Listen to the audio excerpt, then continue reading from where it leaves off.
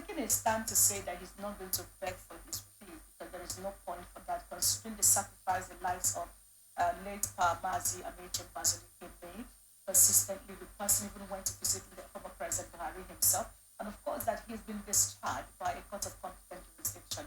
But there is no point for him to beg for his release. There's some form of arrogance there or Vivien saying, I stand my ground against all the odds. What exactly do you think we're looking at here?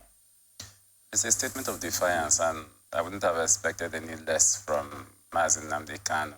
I think he has that streak in him. It's not the first time we've seen him, utter these kinds of expressions. But I think also that that statement should be taken a little bit more seriously than by the federal authorities.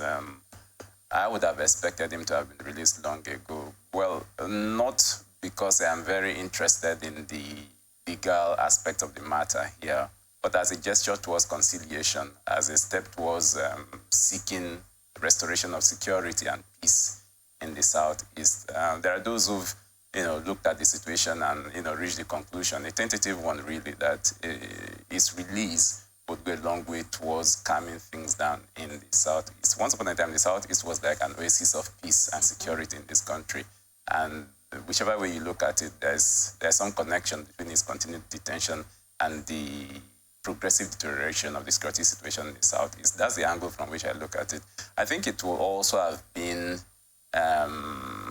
an act of respect to an elder statesman if the government of Buhari had heeded, the call made by Bazalike Ameche. I mean, we are talking about somebody who was a member of Nigeria's first parliament, was Nigeria's first minister of aviation, and with that kind of record of distinguished service, if such a person, makes a plea, one would expect the government to at least, even if it's a conditional release, it's okay.